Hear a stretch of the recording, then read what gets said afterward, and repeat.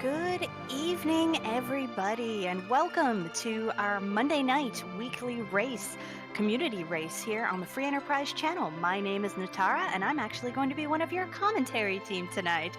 With me, I am joined with Valvalis, who is my co-commentator. How's it going this evening, Natara? Just great. We also have Nightdew, who is tracking, and Invenerable is our ever-wonderful restreamer. So we are about to get started with this interesting flag set that Demarine has come up with for us this week. It is a very interesting flag set. You get to start with a Yang, and then you're limited to Yang, Rydia, Porum, Sid, and Edward. So reject percent minus Tella plus Yang. And it could be interesting because both the Adamant Armor flag is, Adamant Armors are accessible in this seed. Plus, so is the Spoon. So it could turn out that Edward could be a really heavy hitter depending on what happens. But it is also giant percent. So depending on when and where we find that darkness crystal, there might not be a lot we have to do because in this mode, it is the only go mode item that we need. So, definitely a lot. We also, to kind of shift around where we can find our key items, we have the summon rewards and trap chests. So no moon bosses, excluding, of course, Bahamut. But yeah, trap chests. So this could be either really short or quite long. This is very true. That KQT is pretty, can be pretty trolly sometimes. We have a Sid along with this Yang, so the early game's gonna be not too bad.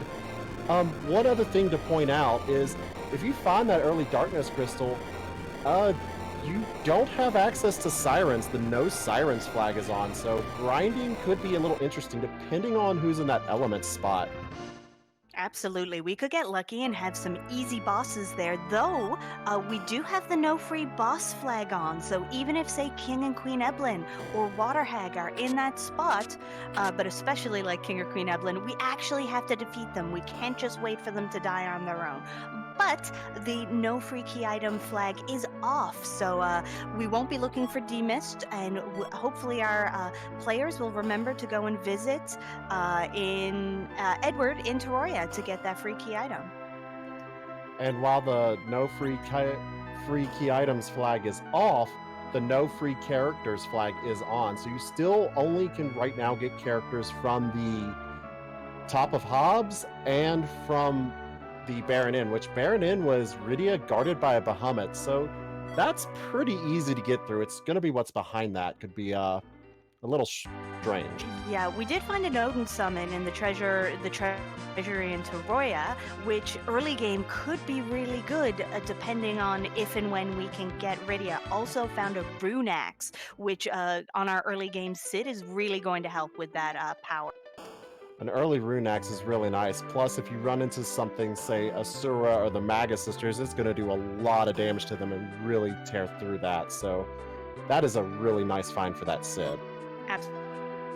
All of our runners are remembering that, or most of them at least, they're all going to Teroria, but not all of them have checked into that. So let's see who does and see what that key item is.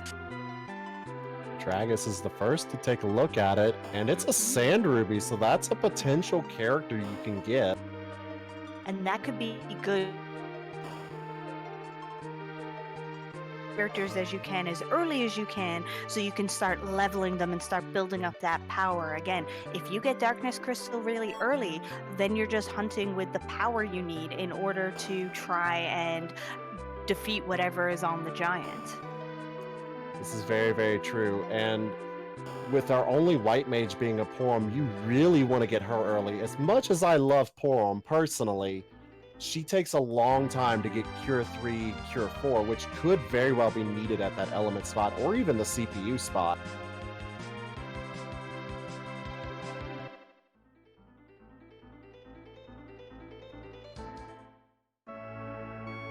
Everyone's making sure to check those shops too to try and again get whatever bonus they can, though it is only at S2, so there's some randomization, but it's we're not going to find anything really super in the shops, but it is T3, so they're definitely going to want to be treasure hunting a bunch like they are in this early game.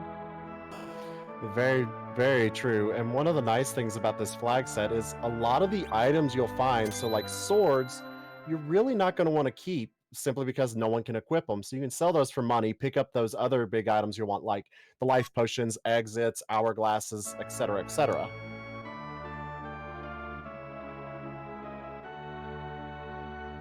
Oh, it's Edward in the bed. So again, that could be really useful. His hide can come in handy.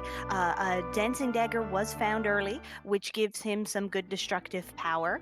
And if we can find a spoon anywhere, he's going to be doing a lot of damage. So we'll see if he's going to be a useful person or whether he's going to be a dead body on the ground.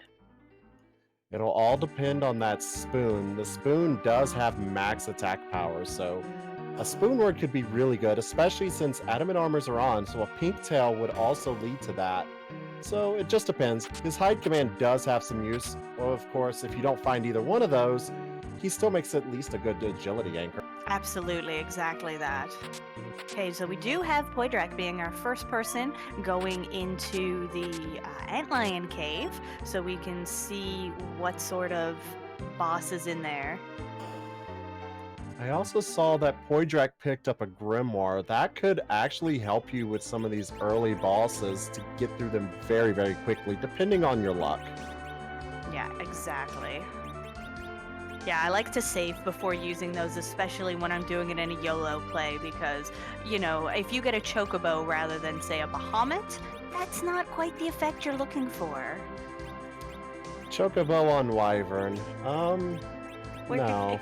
It couldn't possibly go wrong.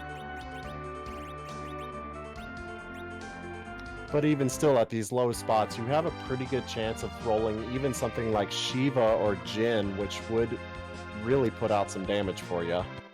Yeah, Nightdew making a very good point, getting some Artie arrows and Artemis arrows in the Antlion Cave along with an archer bow. So that could be very useful, especially if we get any of our more squishy mage characters, because I think all of the ones which are available in this flag set can use the bow and arrow. So, ooh, we're getting a Hobbs check.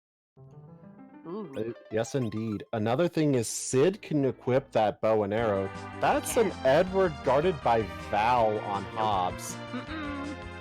Especially for, a housewife who's already got an Edward. She definitely doesn't need another one. No, you really only want the one Edward.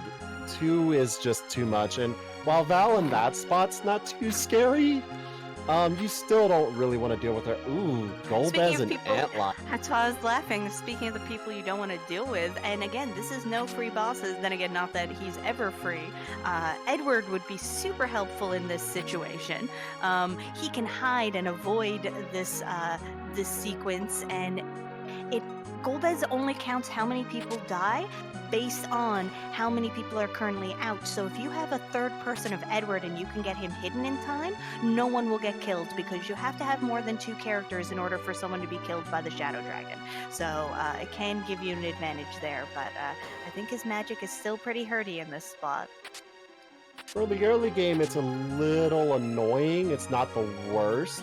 But luckily for Poydrak, he only has the 2 characters, so it doesn't really matter that he had to do that cutscene. But it looks like the Dragus and Flurry are getting those Edwards to hide, so be able to have all 3 characters up. Yeah, absolutely. And as Nightdew pointing out, Lit 3 and Virus just really hurt in the early game. You see hitting Yang for 270. But still alive, though not now. If you can get damage, there's just not a lot of hit points in this spot. So again, Poydrak pulling through there with that rune axe damage and finishing the fight. So you get so little experience from this spot, that's really not going to matter. So just defeating it and getting whatever's there, which is only, I say in quotations, a Dragoon armor. So not a key item, but Sid can equip that. And it is, I think, the best armor in the game for him, short of the adamant armor. Very, very true. It is pretty much his best armor, and with a bow and arrow, you're able to back row glitch that Sid, so he's going to be very safe and be able to tank for your party. Yeah, definitely very good. Flurry also getting through that Golbez, no problem. Oh, housewife not getting her Edward hidden in time. So somebody is going to die in her party. If she's lucky, it will actually be Edward. A 1 in 3 shot of it being Edward. I think realistically you just want the Cid to live. Gets lucky and the Shadow decides to eat the Edward. Nice. That is exactly what you want in that spot. Poydrak gonna check Hobbs and see the Edward Val combo. Very likely also going to reset. Yeah. And I expect Flurry will do the same. Yeah, that's certainly not a setup I would want to go for. I actually don't know if Cid can equip the power shirt. Cid can equip the power shirt, it's just for defense, the Dragoon armor is going to be the best. Yeah, so depend on whatever situation we end up boss-wise. But we're gonna get some Fabul checks here now from Poydrak, who is still the only person without that Sand Ruby and an Edward. I don't think that's going to be too important for Poydrak. Does find cabins in Fabul, so that's a nice pickup. It is. Yeah, thankfully that Sand Ruby and Edward are nice, but not really necessary unless, again, they're hunting for long enough to get to 10 key items, which we hope for their sakes is not the case.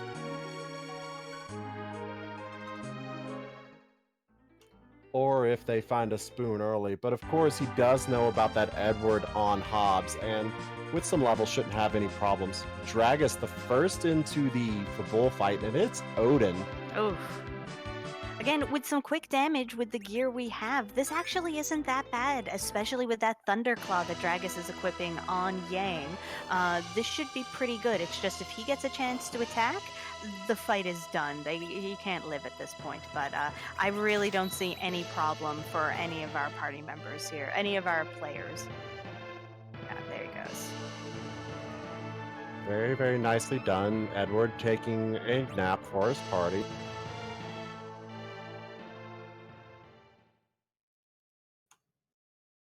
Oh, a lucky Grimoire cast for Poydrak. Ooh. Sylph and Black from the top. Again, not key items, but if any of our runners who do this can manage to get Rydia, that would be very nice. We do know that there's a Rydia in the Baron Inn, so that Sylph summon does have some use. Yeah, if anyone does choose to get her, because again, depending on what bosses are there, it just might not even be worth it. Depending on where they do or don't find that darkness crystal.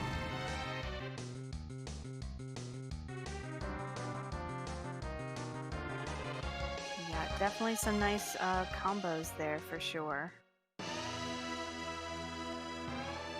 For me, that would definitely give me a reason to go even try that Baron Inn.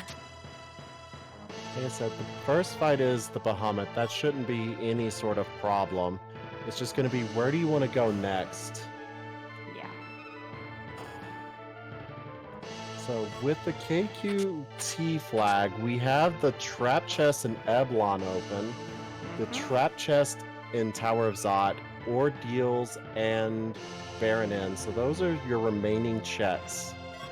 Yeah, plus for Poydrak, he still has the check in Terroria. Though he may not have remembered the fact that this is a free item. And plus the one chest in Tower of Zot. You never want to forget that. It can come back to bite you. It definitely can. There's been more than one 2v2 race where our key item that we needed was in that one trap chest. So, hey, have we actually found any hourglasses anywhere yet?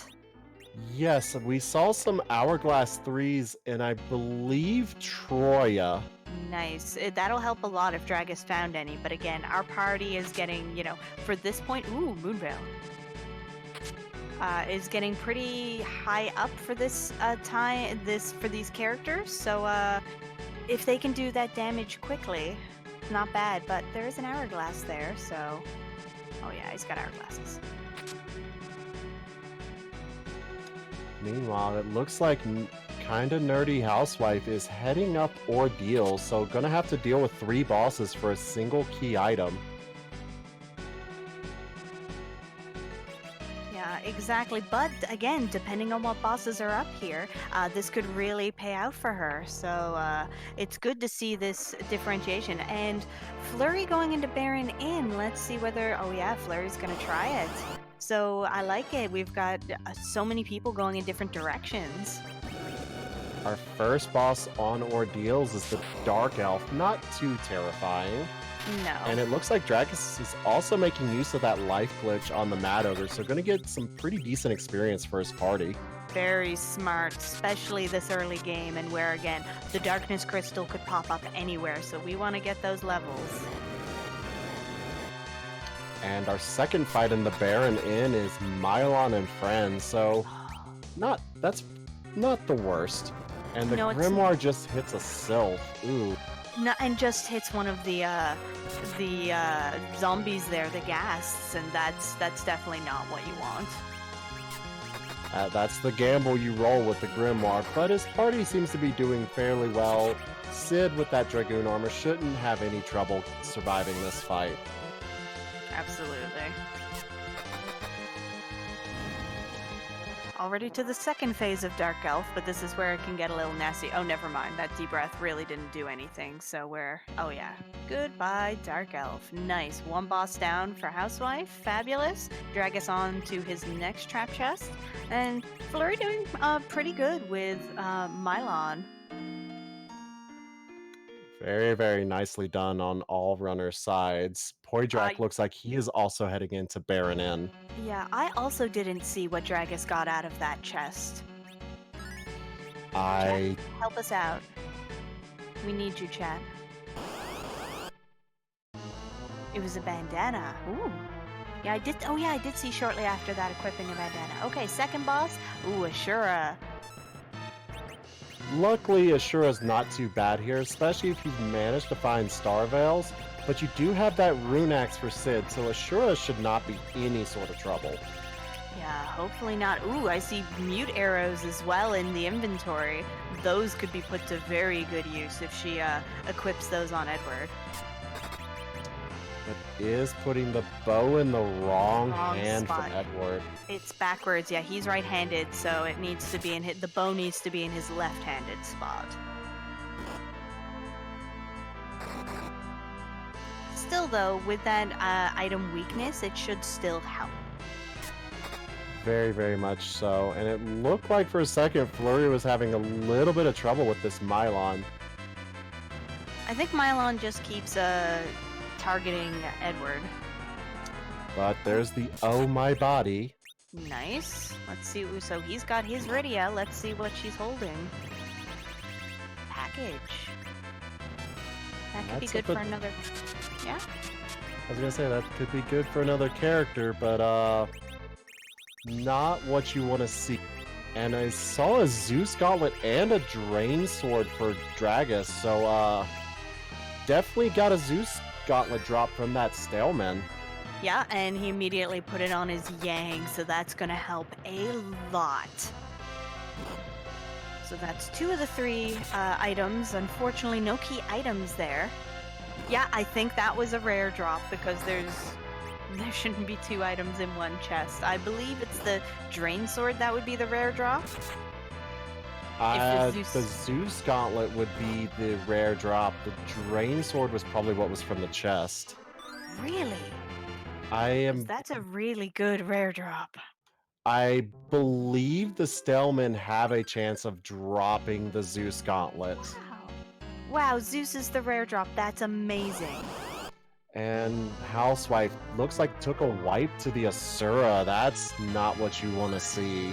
Nope, but heading back in, so she'll, again, with her gear, she'll get that pretty quick. And Dragus also finds the last of the 3 chests.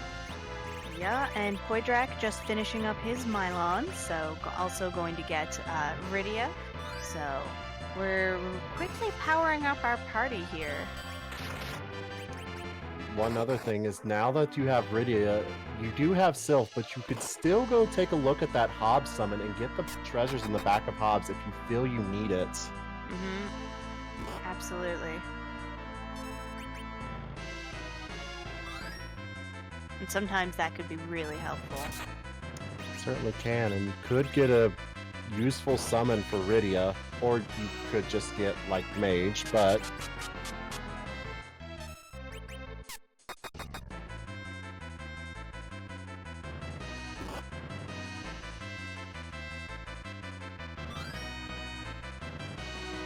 I looked away. I didn't see what Dragus got from that last trap chest. Baron key. Oh, the Baron key. Nice. So that we know there is a key item, and that's progression. So that's exactly what we want to see. And the nice thing is Dragus has not done the Baron in, so he'll be able to route that all together at once. That's a really nice move on his part. And it looks like Housewife is abandoning Ordeals. Yeah, absolutely. And that's fair. Like, even if you're not sure that you can definitely finish a boss, you are actually going to save more time by, after a couple attempts, just abandoning and coming back when you know you can definitely do it. So definitely a smart play on her part. And it's likely she's going to join the rest of the group in Eblin. Wait, you mean to tell me throwing my head at the boss for 20 minutes is not the correct play? Rumor has it, so I was told by the legendary Rivers McCown. Huh. More you learn. Right? Alright, Dragus is now in this Mylon and Friends fight, has more levels, so this should be an even easier fight on his part. And it looks like Nerdy Housewife is going to take a look for some shopping, maybe looking for Star Veils to make that Asura a little bit easier. Yeah, absolutely. And there they are.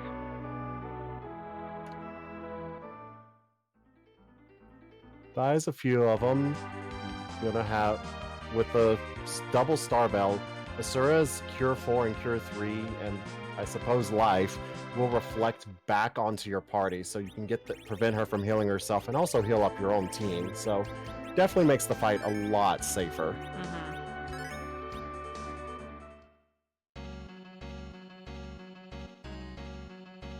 Or as Invenerable is pointing out, if you do not have someone that can cast Wall on her.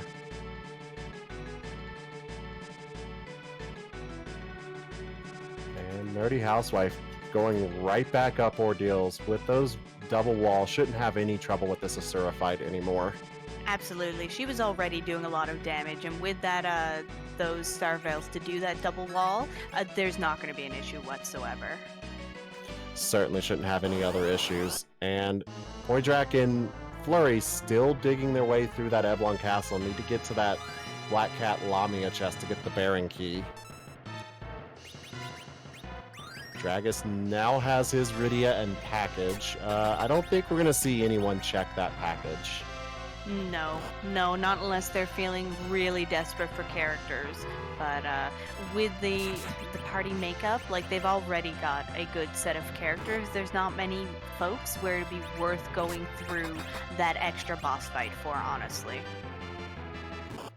Could depend on when you find that darkness crystal as well. You may want to look for a Porum just in case.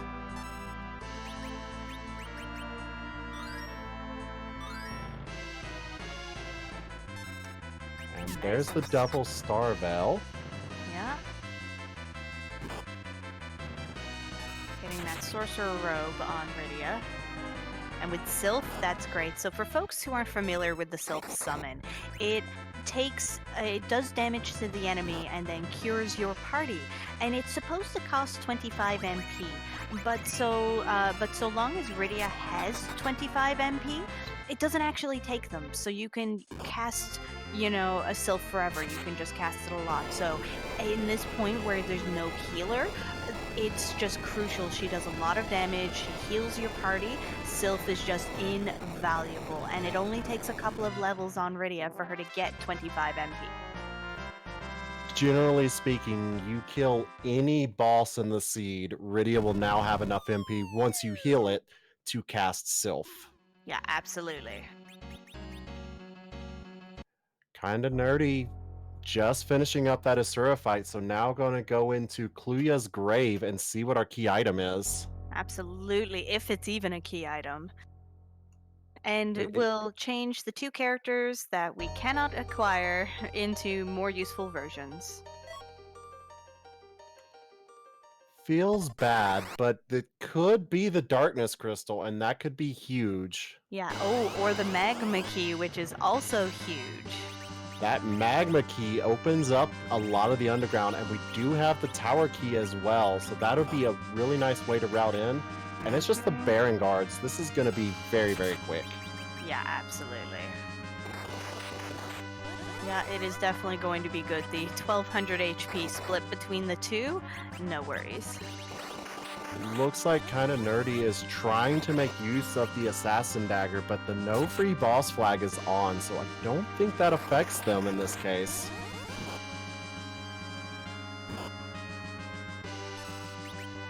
Listen, I say no worries as much as I want. Okay, the Baron guards are really annoying. Let's never forget their status, ailment, afflictions are awful.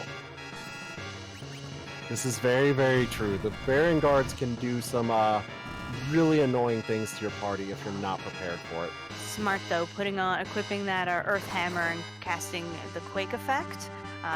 You can still do that even when you're tiny. So that's going to be great. You don't get any experience from this battle anyways, so it's not a big deal if, say, Edward's dead at the end. Also to point out, Dragus ran into Baigen in his vanilla spot, so quick work on that. Yeah. We definitely have. The gear's just too good not to absolutely demolish him in that spot. Don't think we're going to see him going for Odin right away. Likely going to just dash right for the Kainazo spot. With these levels, there are a lot of things at Odin that could be quite dangerous. Kinda nerdy housewife finishing up Ordeals, so has that magma key and will get a free heal at the once they exit this cutscene.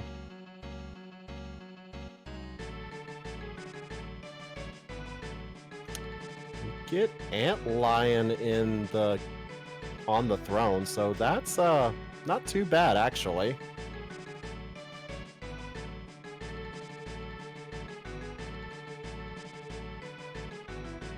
That won't be bad at all. The counterattacks for the physical aren't that bad. Or they shouldn't be that bad in this spot. And things like using Dancing Dagger as an item, using power, things like that, none of them account as physicals, so they don't actually trigger the counterattack. Only Sid's attack is going to be triggering that, so it's not too bad here.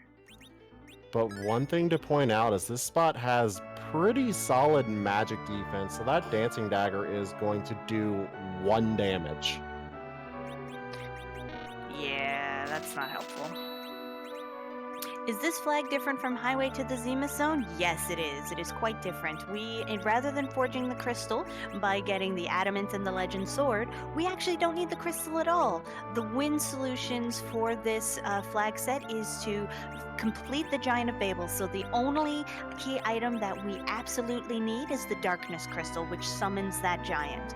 Otherwise, anything else is just gravy. It can help give you more progression, get you more levels, new characters.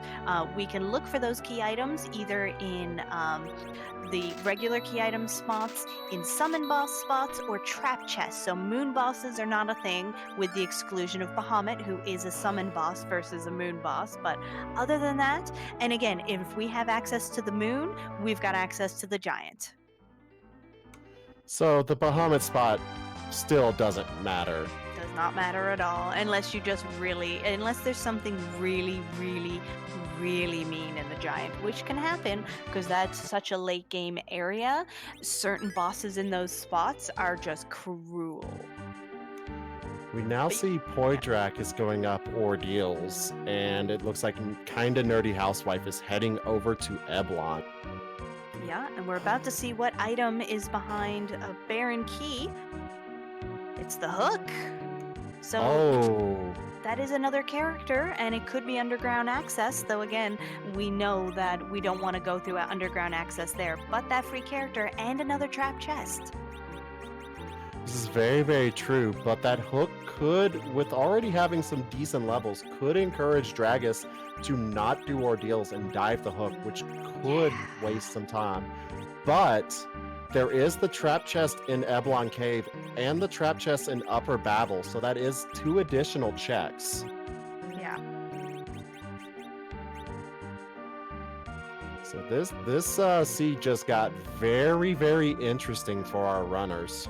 Yes, it did. So let's see who gets baited by that and who actually manages to go up ordeals and get that magma key. And again, the key item could still be in Eblin Cave there. So there's so many other things you've got to consider when you are dealing with trap chests in there. One thing also to note, Dragus got a second Rydia from Baron. So 2 Rydias with Sylph. That is very nice. Very nice.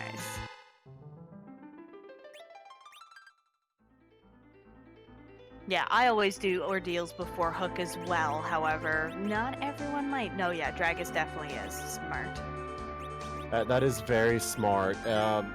The underground with this sort of party could be very, very nasty. So going up ordeals, even just to get a little extra experience and potentially another key item, is a smart play. Mm-hmm. Definitely so. Poidrak gets through that Asura fight, and Flurry is wrapping up this Antlion. Yeah, everyone else who goes up ordeals should really not have the issues that kind of nerdy housewife did, simply because she went earlier. She did ordeals first, and so she didn't have the levels or the gear from doing those trap chests like the other runners do. So like, she's also going to have a slightly easier time here, especially with the hourglasses. So again, she's going to come through this just as easily as the previous runners. So there's really not much in the way of ahead and behind quite yet, but it's going to be interesting to see how this starts playing out. Those with the Baron key, actually, and who are running that are a little bit ahead, I would say. I would probably err on the side with you that those who have already done Baron are probably slightly ahead, but only slightly. This race could turn on its head in a second. Yes, it most certainly could. Again, it just needs someone to find that darkness crystal. Go slightly off that beaten path and to find it ahead of someone else, and that changes everything. Yeah, I could also see Poidrak immediately diving that magma, but it'll be interesting to see, because again, that hook has a character, so, but again, he doesn't have the hook. I could also see him definitely diving the magma. There's some pretty easy checks you could get down in the underground, as well as an additional character from Dwarf Castle if you so wanted to go for that. Mm-hmm. And of course, a slew of trap chests.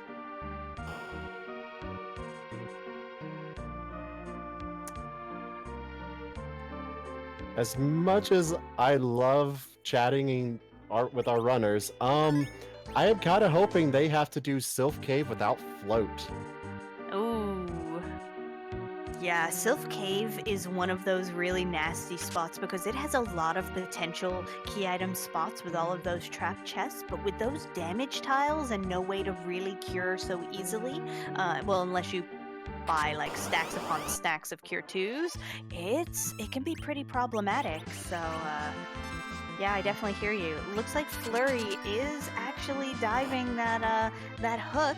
We're gonna see whether it's just for the character or not, because it could just be, which is certainly smart. Character and trap chest.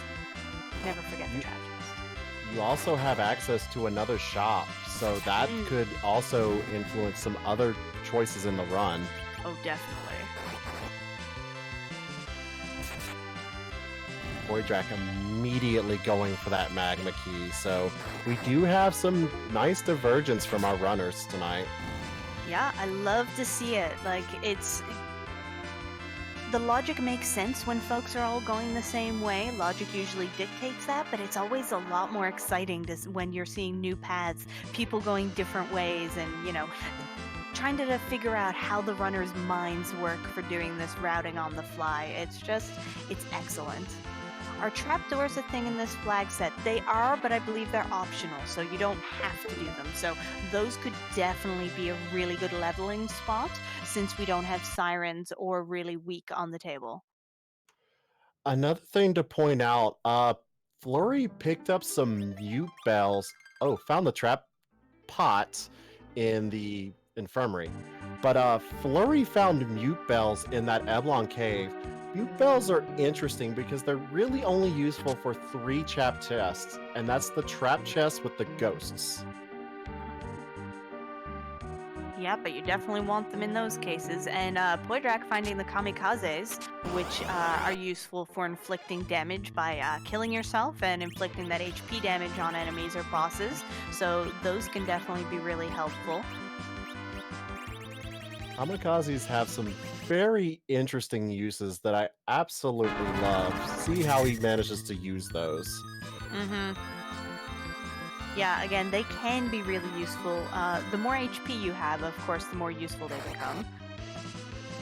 Poydrak also just picked up a ninja hat in the Fey March chest. That's a really nice piece of gear. It will, besides having pretty solid defense, it also increases your agility.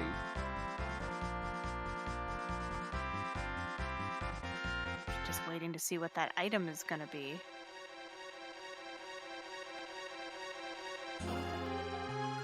Ooh, adamant, which unfortunately not required, but still another key item. Depending on how long we're hunting, that 10 key items could really come in handy. So that is another key item. So better to have it than to not, but not the one we're specifically looking for. The only thing the adamant really could be useful for is when you get the legend sword, just to unlock the forge shop, which could have something you might be interested in buying. Yep. Yeah, it doesn't have the access lock that everything else does. Basically just about any item can be in that chest. So looks like Dragus is also going to do the underground check. So this could really be interesting for Flurry. Ooh, it's a Porum.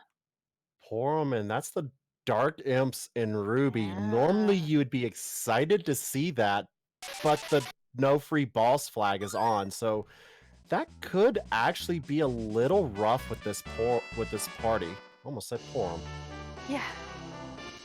It'll be rough with Porum too, but Yeah, it'll be interesting to see who actually takes and or keeps Porum. She could be really useful as she's our only solid white mage. But again, Rydia could be really useful there. Bye, Edward. Now, here's a question. Whether rescue is on. So dismissing characters, rescue is on. So it does mean if it turns out that we do find a spoon somewhere, then Flurry can go and retrieve that Edward if he so wishes. So that can be useful. especially if you find an adamant armor in that spoon, oh yes, you would probably go grab that Edward again, simply because the spoon is going to do so much damage.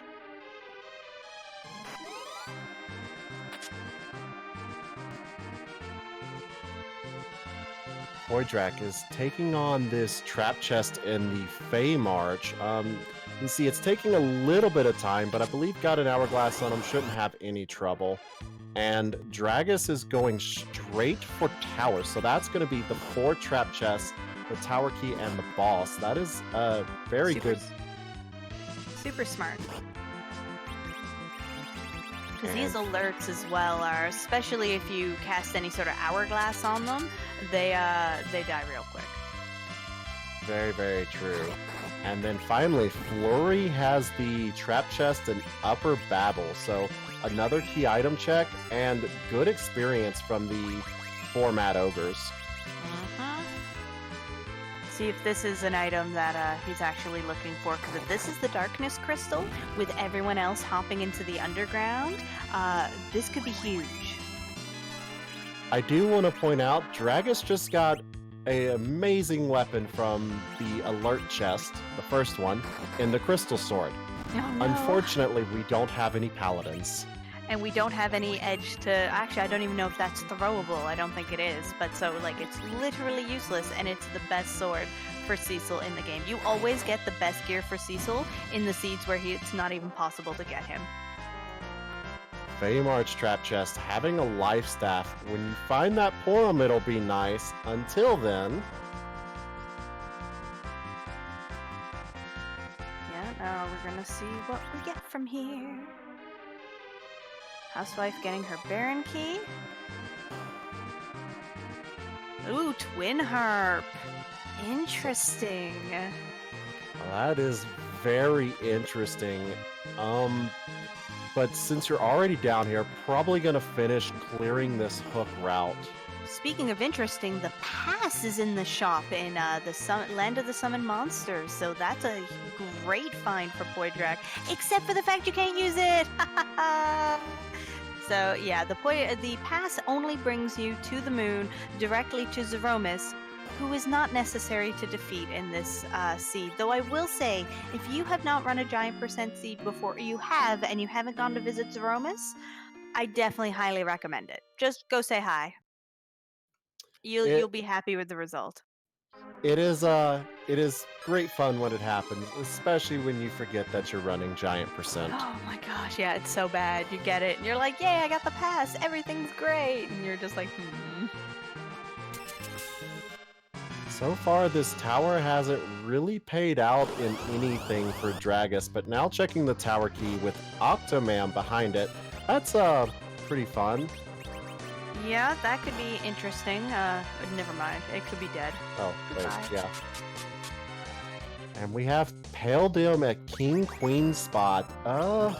Not the worst, but certainly not fun. You can't use the Sylph summon on this because it's going to counterattack with Quake. And Quake hurts a lot. Yeah, some of the later bosses just really do not want you using summons at all. So, knowing which ones those are is huge. Okay, so we've got the Dolls and a random moon boss in the Land of Summoned Monsters. And Poydrak's gonna see which moon boss that is. Oh, it's Plague! Hurrah! With the right setup, this Plague could be doable. I just don't think he has it right now. No, agreed.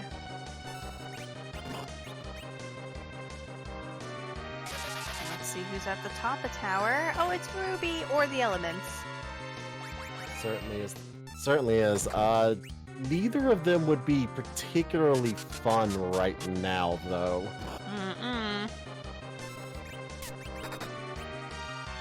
And Poydrak is going for this Plague, going to make use of killing off one of his characters, and using Sylph, it looks like, to try to whittle down the HP here.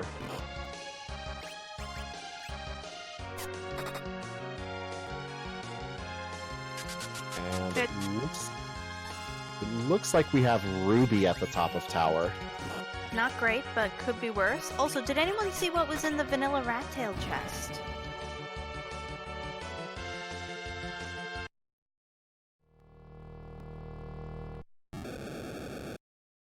Goodbye, Peldin.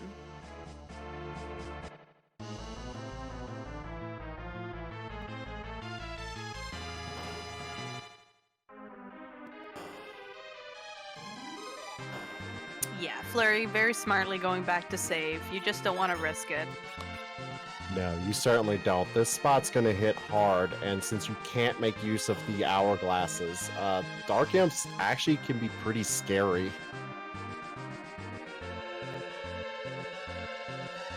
Apparently, it was the crystal which was sitting in the vanilla rat tail chest, which again, completely useless as we are not fighting Zeromus. So we have Poydrak finding all the stuff we need for the moon. So time to go fight Zeromus. Bye, everyone. That would be absolutely exciting to see if we weren't doing giant percent. Yep, those are the last two items you want to see in Giant Percent because, again, you want to go to the moon, sure enough, but you want the Darkness Crystal, or you don't want to go to the moon, but you do want to way to the moon, which is the Darkness Crystal. Very, very true. However, the crystal still is a key item, so one more closer to that 10 key items to get double experience.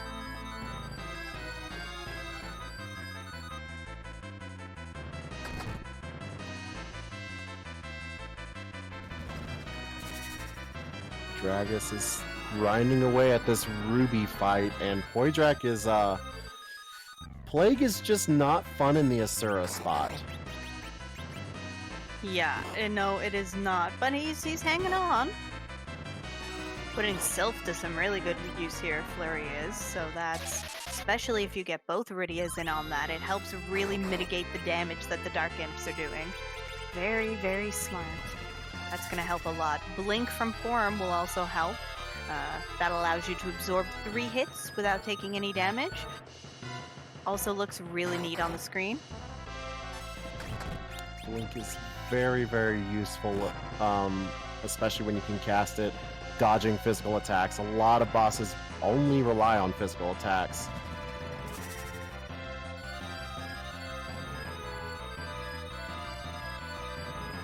One thing to note for Poidrak, unfortunately he didn't do the full Baron check, so only has the single Rydia and never checked the bedward for the Sand Ruby, so only has a party of 3.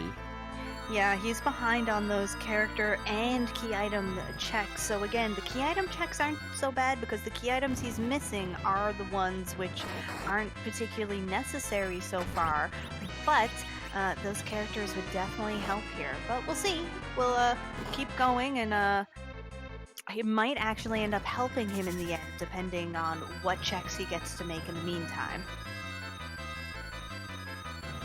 Also, Night Dew pointing out, Porum also has Burst, so able to get Berserk on that Yang and Sid is going to really speed up this fight.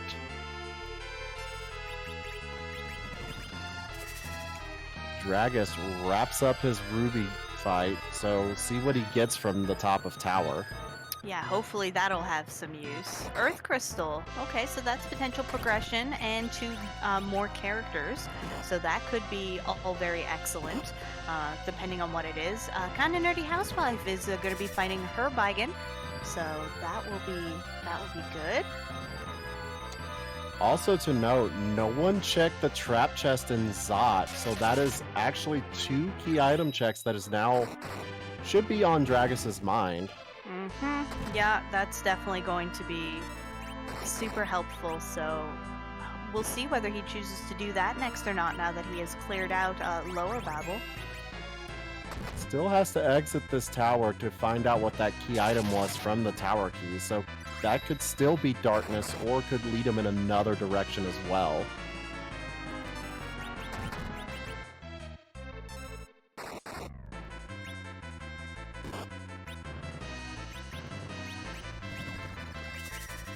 Flurry almost finished with this Dark Imp fight.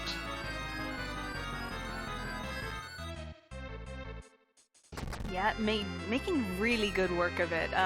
We'll probably be a little annoyed later to find out that it was not actually required, but at least it will be done and out of the way, and it is some extra experience for him, so... Dragus got the pink tail from the top of tower. That is an adamant armor for him. He has the hook, so that is, yeah, that's going to be huge. That adamant armor, it is the best armor in the game, bar none. Anyone can equip it except for Dark Knight Cecil. CPU is in the Dwarf Castle. CPU not going to be scary, especially since you have Rydia with Sylph, so you can get around that reflect, and then you don't worry about what damage it does to you. Exactly. Good flurry done, and joining some of the others in the underground. And let's see how this CPU fight goes. Poidrak finishes off Plague and is rewarded with Dragoon. No. So again, just like the crystal sword, excellent piece of gear, completely useless in this flag set. As Invenerable pointing out, it is as good as the Drain Spear. Listen, we're not gonna have any Drain Spear discourse here. We're not having it. It's still just as good as the Drain Spear. In this flag set, they are both useless. No discourse. But we do have Antlion. We have Antlion on the throne, and Flurry is through the Dark Imp, so now has the underground access and has the Falcon, and going looks like probably going to go straight up tower. I like this because when you turn in that tower key and you exit, you will end up on the Enterprise. We all love the Enterprise. So it looks like we're going to be doing the dolls next. So that is going to be an interesting fight. But again, with those levels gained from Plague, that should help here. The one thing with this dolls fight, a lot of people like to use hourglasses to stop the cows in the back. Unfortunately, with this flag set, no free bosses is on, so you can't use the hourglasses, and makes it a little bit more likely to turn into the Cal Brenda doll. And Leviathan hurts, so the doll's just not able to get through it. I'm piecing out, which I think is smart. Sealed, the summon monsters is rarely the right play, and sometimes it definitely is, but better, again, not to waste your time on it and come back if you have to. It's one of those risky plays where if you try it and it pays off, you could be one of the few people who have done it and it'll really give you an advantage, but oftentimes it's just not worth it. However, Dragus has finished CPU, so we're gonna see if there is value in the Dwarf Castle. We'll still have another boss fight, but we'll get another character. I want the value right now. Oh, it's Elements! We know it's Elements because we've already fought Ruby. This is not a bad spot for Elements, and gets a Porum, so that'll be a nice pickup having that white mage. Mm-hmm. And Elements here is probably not too bad, but we'll certainly see. Oh, Housewife is actually checking to see who is behind that package, and seeing it's Edward, and very rightfully, I would say, resetting out. No, you don't take Edward at package. No, you just don't. Poydrak now making his way into Dwarf Castle as well. Gonna run into that CPU. Shouldn't have any trouble. And Dragus, very quick work of Elements.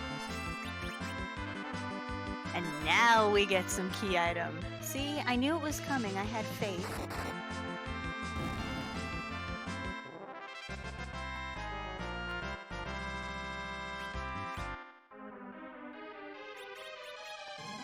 Okay, looks like Poydrak is our next to fight CPU. We'll see shortly whether this is worth it.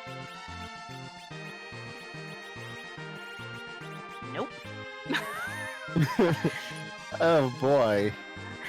Yeah, that's vaguely useful, but really not. Oh, it at least sells for a decent amount of money.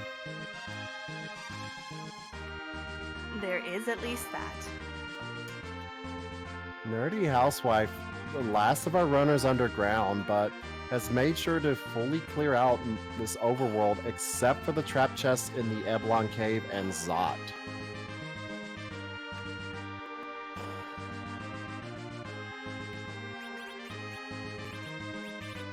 Flurry's turn to continue with Tower. At least we'll get that pink tail we know, so we'll see. Ooh, illusions. Those illusions are a really nice pickup. Whenever you use them, they self-cast blink on the character. So, certainly useful for when you have, Porum, who does take a little bit to come online and can only cast it on one person at a time. Yeah, exactly. Those illusions, especially when you're in a really high damage spot, can just be salvation. So yeah, definitely a great find. So Dragus is done there. Gonna see where he goes next. Poydrak gonna fight the elements. Likely gonna have just as much trouble with them as Dragus did. Flurry, however, going to fight Ruby, which shouldn't be bad, but we'll certainly see. And Kinda Nerdy Housewife has joined Flurry in Lower Babel. Certainly is the case. Flurry, having done the hook route, has a few more levels and also has that Porum ready to go for the most part for this Ruby fight, so should be a fairly quick. Poydrak wraps up the Elements fight, now has his 4th party member, and will be rewarded with their own personal ninja shirt. Delightful.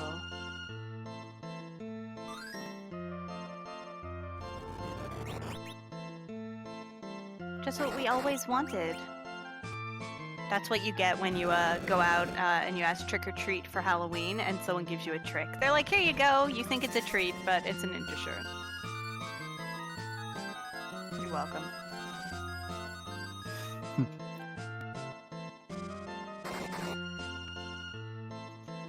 Oh, I was really... Oh, wait, you couldn't have. I was really kind of hoping to go for Sylph Cave, but no one has Luca Cave, so that's actually impossible.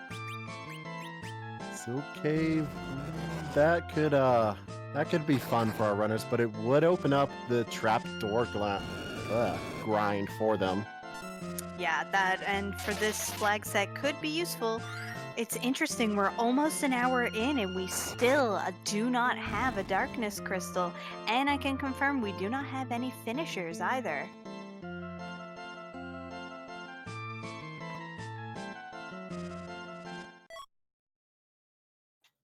Alright, Poydrak is going to be the next runner heading up tower, and it looks like Dragus is going to make use of a little bit of extra healing, get some Zeus gauntlets for that Sid, and then slowly work his way to find that trap chest in the Fey March.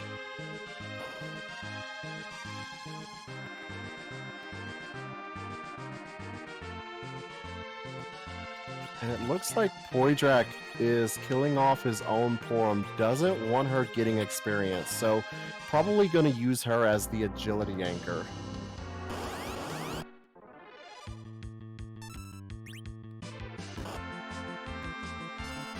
Flurry now taking on his own Octomam fight. Shouldn't have any trouble. This spot is very, very weak. Dragus finds the trap chest with the warriors.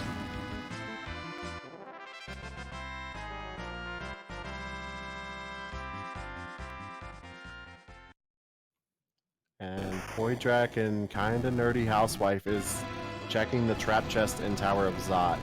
So while we have a little bit of routing that we've already seen, give another shout out to our tracker tonight, who is Night Dew, another excellent runner of this game, and our restreamer Invenerable, who always a pleasure to work with and incredible at the game as well. Definitely make sure you give them a follow. And of course my co-commentator Natara, who is always interesting to work with.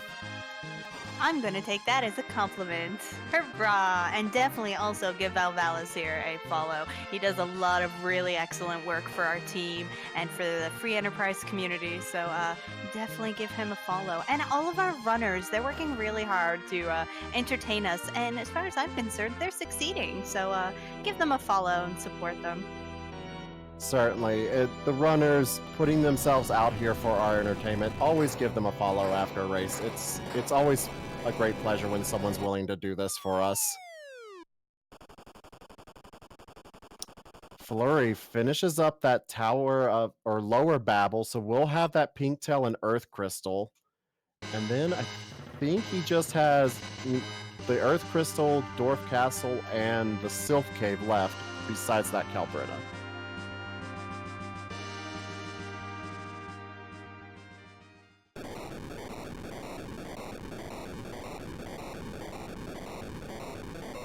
And looks like he's going back to the overworld, so might take a look at that earth crystal. Does have the twin harp as well, and can pick up that adamant armor from the pink tail. That would be nice. Can check out that Earth Crystal as well.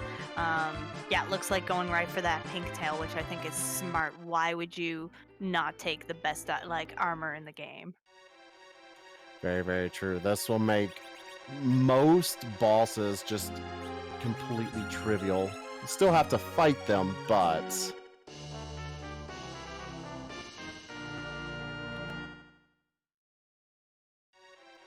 Dragus deciding he wants nothing to do with those bosses, it looks like, or maybe just going to go heal and prepare for them.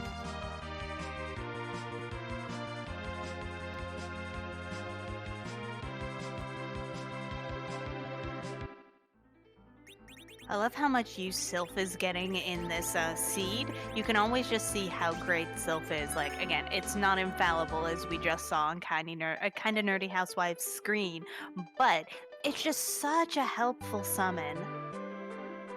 I am still always going to be Team Rydia and absolutely adore her. And this is one of these flag sets where she is set up to shine for the most part. Oh, absolutely. Flurry going to the Earth Crystal check first. And keep in mind, since we have the KT flag on, the trap chest in here will be a key item. So it's, instead of just one, it is 2 potential key item checks along with those 2 characters.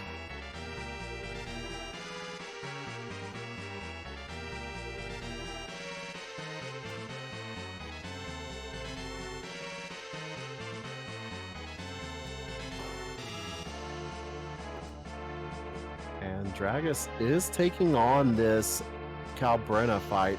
Does have Titan for Rydia, so does have the AoE to potentially get through this quickly. Yes, but with killing off all of one color, we could get a big doll soon. You really don't want to see the big doll. The big doll can do very nasty things to your party. Flurry finds the trap chest in the top of Zot. Okay, let's see whether this has been the Darkness Crystal accessible all along. Nope, just an Earth Hammer, which we found somewhere else. So that's a relief, at least, to know that they haven't all been running around and missing that one key item. So I'm sure that's a relief for Flurry, as much as it is a disappointment that it's not the Darkness that we're looking for. Dragus cleans up the dolls fairly quickly and will be rewarded with junk. Well, yeah, jump.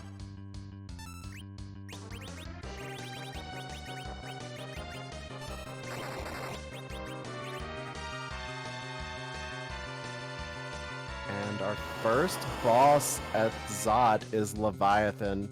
Not going to be too scary. We'll start off the fight by reducing your HP by 1/4 of your maximum.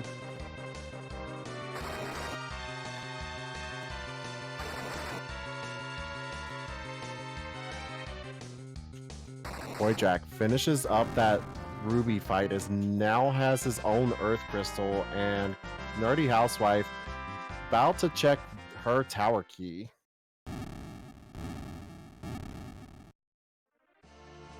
Oh, Octo, we love you still. Not quite Ultros, though. Not quite. Imitation Ultros. Gets points for trying. Okay, so we're gonna see how Plague or Dragus does against this Plague.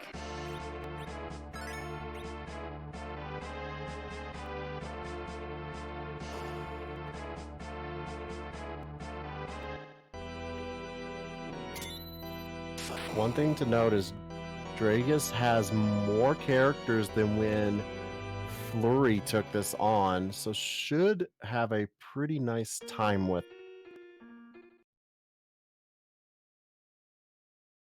Yeah, absolutely. Wait. Oh. No, it wasn't Flurry. It was Poydrak that took on Plague early. Flurry did the hook route. Yeah, absolutely. And Flurry is getting the potential for another Sid, should he want it. And another Edward. Delightful. Just what everybody always wanted, with 0 spoons. And how many Edwards have we seen so far? Right now? I believe this is the 4th Edward. So exciting.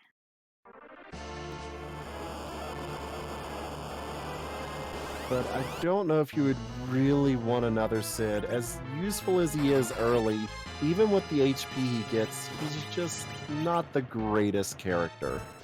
Yeah, unless you can find, again, a lot of really good gear, because then his HP and that gear can really help for damage, but yeah, otherwise, not really. Also, we're getting some Yangception here on the top of Zot, which could be worrisome if Flurry didn't have the extra gear and levels. I really don't think Karate in this spot is going to be a worry. Even if you had Cecil with these flags, you could not do the quick kill, so you have to kill outright. Yeah, the Karate not doing much damage to his party. Rydia already has virus, and like that, Karate is melting. Oh no, melting! And Poydrak is now doing Sylph Cave. Ooh, this could be huge. Sylph Cave has the potential for 7 key item checks at this point, plus will unlock Sheila 1, unless you just happen to find the pan in here. Yep, that would help, or get the Darkness Crystal early. So Darkness we'll Crystal see. would be nice. Yeah, we'll see. Flurry could get it right now at Zot. Which would be sad for both Dragus and Poydrak, who went other ways. No, but we did get the Luca key, so we do have that leveling options, but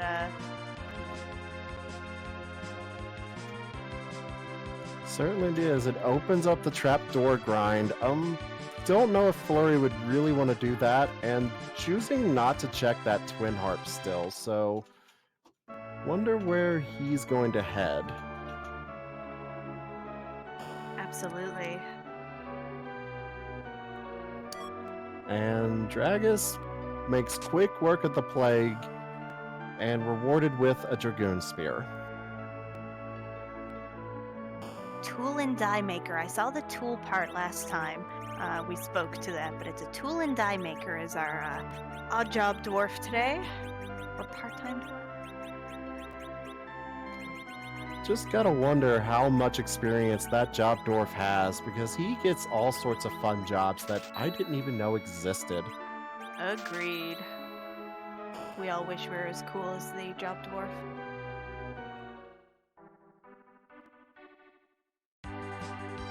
Dragus now diving Sylph Cave as well. One thing about Sylph Cave, like we mentioned earlier, is those damage tiles. It does have Porum though, so able to at least heal up between checking chests. And Flurry going straight to see if we might have a vanilla darkness tonight. Ooh. And we'll see whether he chooses to do any leveling here, because these doors, you can't really farm them. Once they're dead, they're gone, or once the doors are open. So if you just choose to run through and open all the doors without fighting them, unless you reset out, that's it. Those doors are gone. And Probably, again, yeah.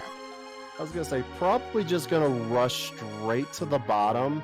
If it's nothing, you can just reset out and save scum the Luca key and save the doors for later. Absolutely.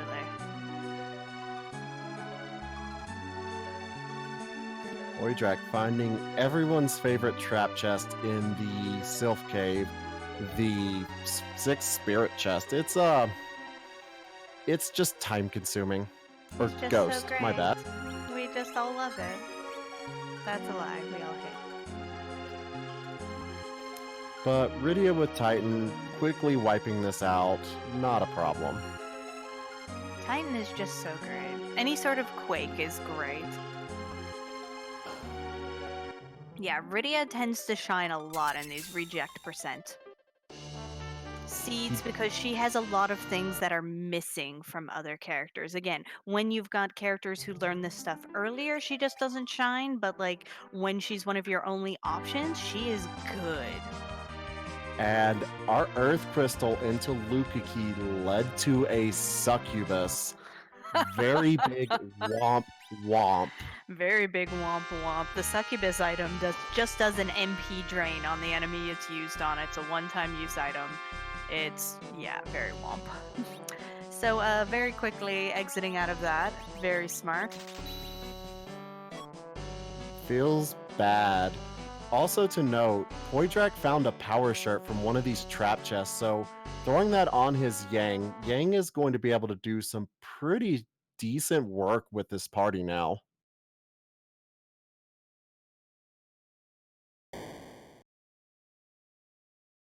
Nerdy Housewife still on this Ruby fight, and Flurry making his way into the Dwarf Castle. And for chat, demist is not going to be a thing in this flag set simply because we have the free, you're able to get the free items. So instead of demist having a key item, Bedward and Troya will have your key item. Exactly, and we've already checked that. Everyone except for Poydrak actually checked that. So we got the Sand Ruby from that, I believe, and we had someone, I think it was Edward, was in the bed. The Bedward had a Sand Ruby for a Bedward. Yeah, it seems legit.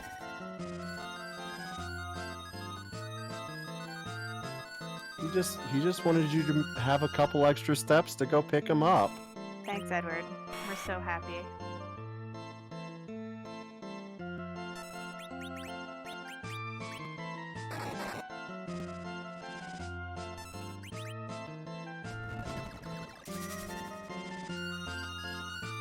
Nerdy Housewife.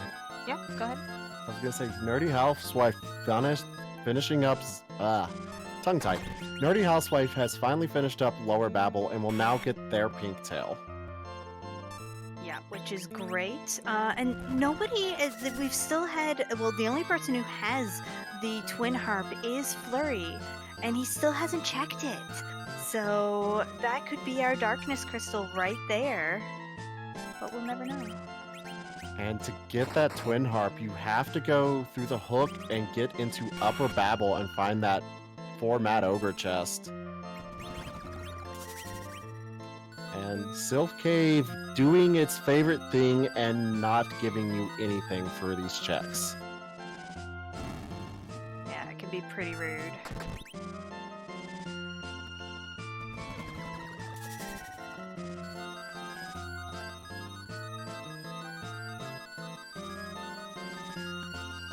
Well, at least getting to Yang, by just talking to Yang there, you do trigger the Sheila 1 check, even if you don't have the pan. The pan is just used for getting the Sylph item and for getting the Sheila 2 check. Alright. Well, just has the back of Sylph Cave to do. Wonder if you go check Sheila 1 first, but probably not. Flurry finishes up CPU, and Nerdy Housewife on his tail going into their own CPU fight.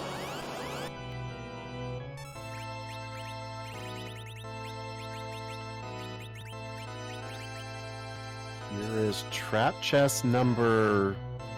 I believe this is trap chest number 5 for Poydrak and Sylph Cave. Yeah, here's hoping it's something of value.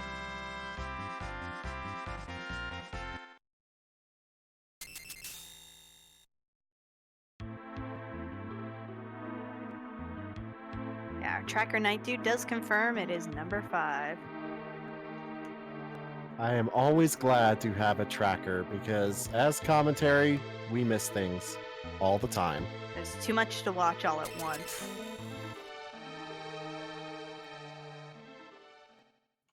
Drag is very close on Poydrak's heels on these trap chests, just one behind him. Yeah, and another miss with a ninja hat. Not upset at seeing a ninja hat. Those are always nice to have. Oh, definitely, but at this point, we just want to start seeing the darkness crystal.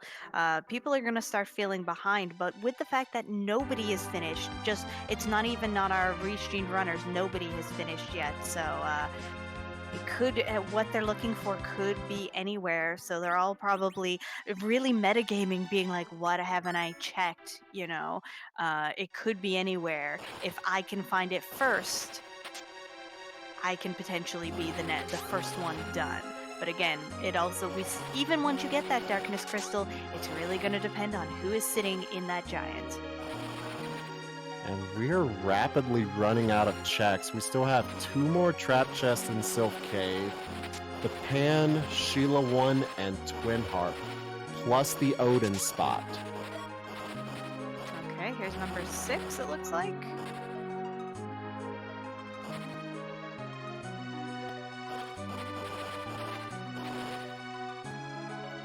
Flurry making his way down into Feymarch now.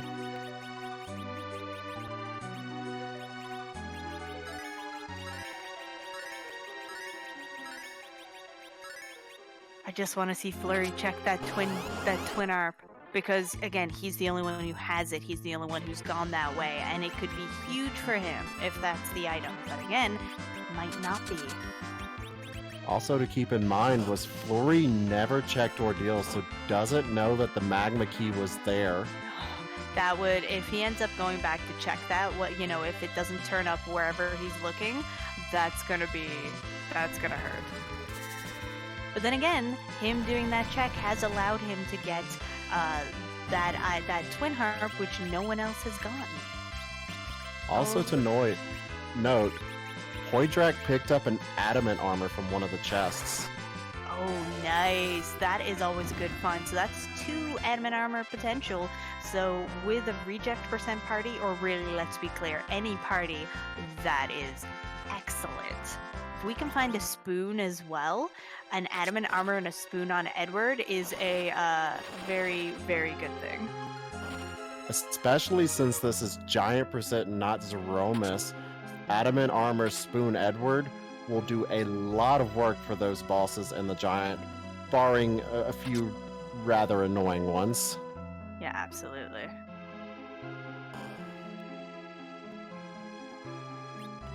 And as Invenerable's pointing out, Poydrak did not get that hook, so even though he has the pink tail, does not quite have access to that last adamant armor. But this is the 7th chest in the Sylph Cave.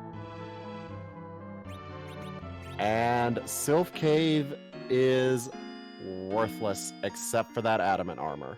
Wow. And again, that's good, but really in the scheme of things, not really worth it. They really want to just be getting that darkness crystal. So I really want Flurry to go and check that twin harp, because it's one of the few checks we just haven't seen from anybody.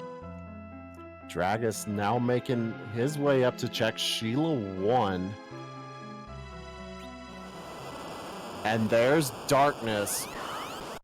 So Sylph did have the payoff, so that's going to be great for Poydrak, who's also checking. And that's interesting because I don't know if Dragus got that second adamant, so he may just have the one. Dragus did not check the back of Sylph Cave, so did not get the second adamant, and still hasn't turned in that pink tail. May have forgotten that the adamant flag is on. I think he's doing it right now. Was probably holding out hope for a rat tail to do both of these at once. Makes sense, but at this point with that darkness crystal, you don't want to wait anymore. You just want to get that adamant and you want to get up to the giant.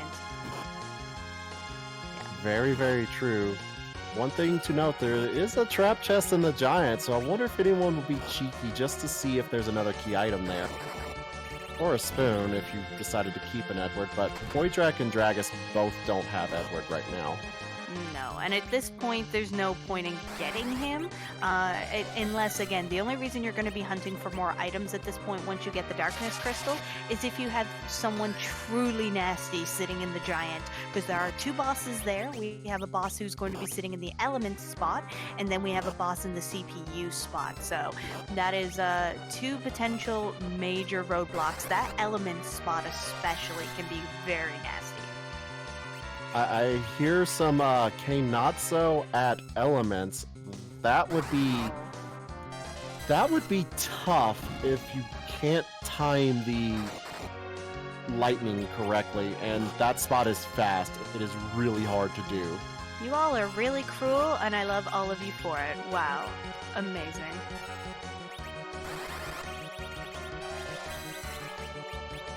Ogo Pogo would be another fun one at that element spot. Oh gosh.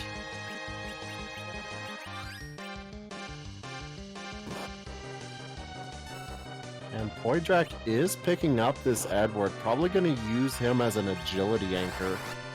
Yeah, because he still does have an empty spot in his party, so it's not like he has to give up anyone. This is very, very true. Poydrak grabbing the least amount of characters across the rest of the runners tonight.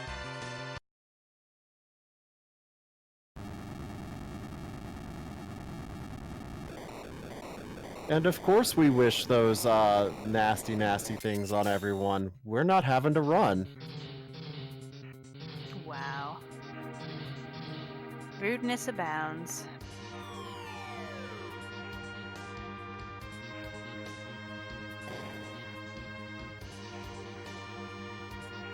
Nerdy Housewife now making her way down into the Fame Arch.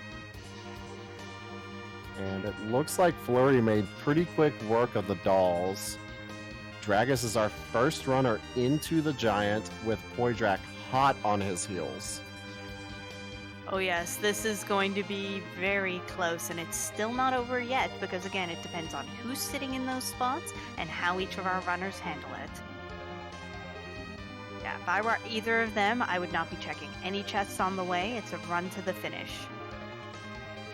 Certainly, you have the gear. The only concern would be levels, depending on who's there.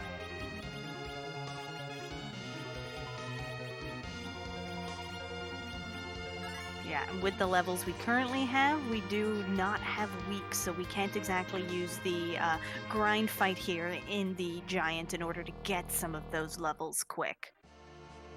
Dragus throws the adamant armor onto the Yang. So Yang's going to be very fast, tanky, and we have Luge in this element spot.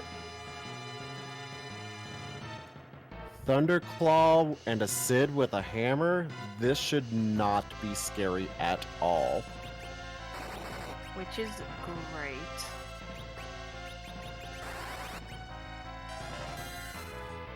Flurry, meanwhile, taking on that Plague, and Nerdy Housewife still in the Fame Art.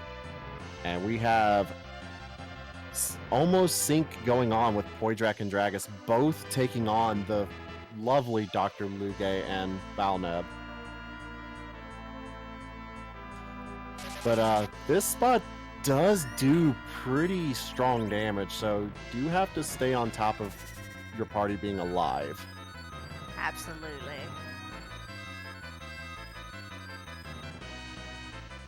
We got the burst onto his Yang on Dragus' side. Sylph going off with those dual Rydias.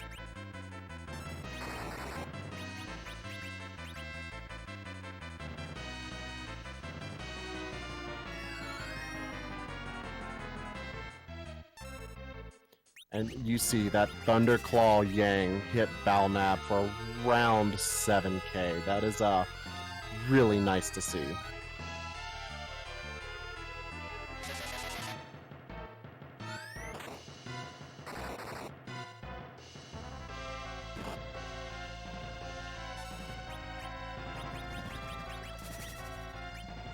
And still no finishers, so it could be, again, there could be something really mean afterwards, even if someone's ahead. But both Poydrak and Dragus are really good runners, so it's entirely possible that one of them might take first. Yeah, and this is only Luge Part 1. There is a second Luge after this fight, so they are still going to have to get through that. Also want to make sure that when Balnab falls, Luge will take control of him if you don't kill him quickly enough, and then could potentially explode and kill one of your characters. You really don't want to see that. No, you do not. Both Poydrak and Dragus have Balnab down.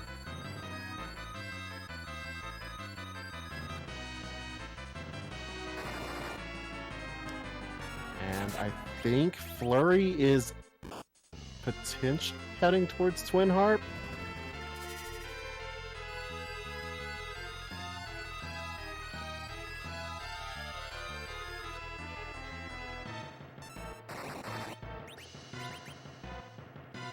And both Poidrak and Dragus get the Balnub Z, which you want to try to take this down quickly. Yeah, it's really tough to get it down once we get to this point. You're probably through the battle, but it is going to explode, and that's gonna hurt someone pretty badly. Or if it does explode, you want to make sure you've done as much damage as possible, so hopefully whoever it hits survives. Absolutely.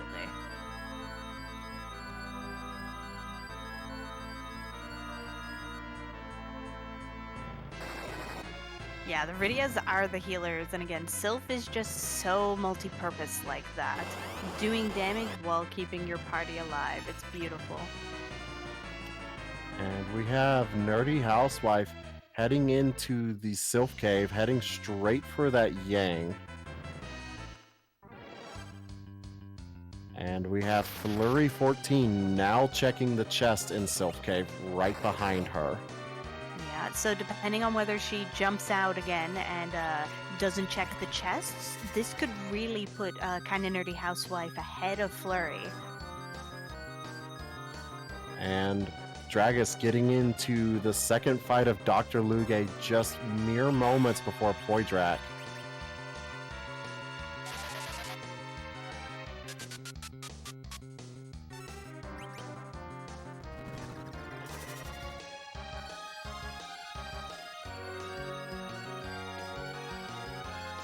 And there's that laser doing a casual 7,200 damage to Rydia. Casual. Yeah, it hurts. It hurts a lot. The more damage, it is based on Luge's HP though, so the more damage that you do to Luge, I believe it brings the damage value on that laser down, so it's not quite so destroying. The one thing to point out was Poidrak threw a Star Veil onto that Porum. Laser is reflected when it hits it, but doesn't quite get to reflect back to Dr. Luge, unfortunately. But at least Porum is safe. Absolutely. The beam, however, did reflect back.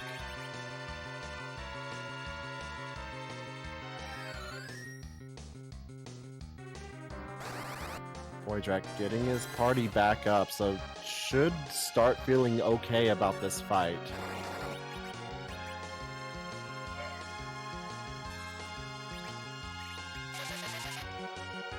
And again, reminder, this is only the second half of the first fight. There is still another fight at the CPU spot. Oh, Kinda Nerdy Housewife is going to turn in that Pan. Or no, sorry, she's in Taroya, not Fabul, and mix them up. So that's unfortunate.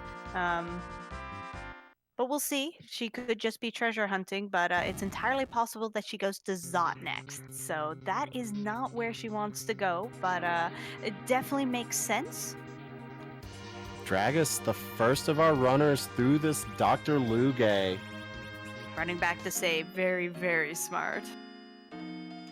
Very, very true. You don't want to have to redo that fight. Is using a cabin though, and if I recall correctly, because in Giant Percent it is the final boss at CPU, you do get a free heal there.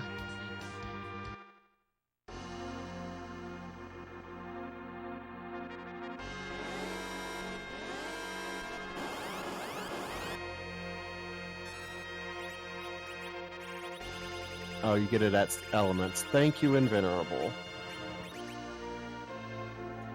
And it's just Mylon Z. This fight should be no trouble for a Adamant Armor Yang.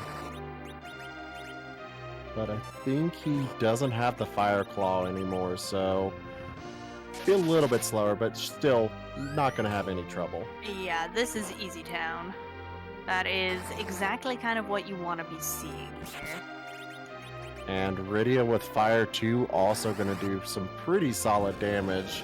Though you can see Mylon Z does hit very, very hard in this spot. Yeah, it's one of the dangers with the Giant is just how hard things hit.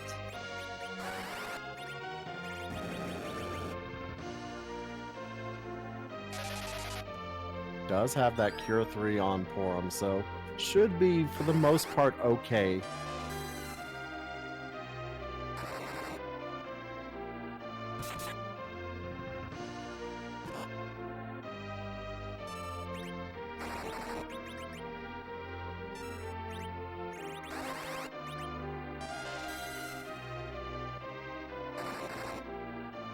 And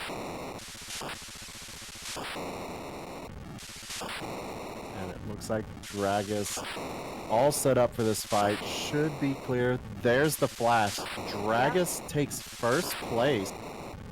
With an official time of 1 hour, 28 minutes, and 18 seconds. So GG to him. We'll see if he wants to come in for an interview. GG indeed.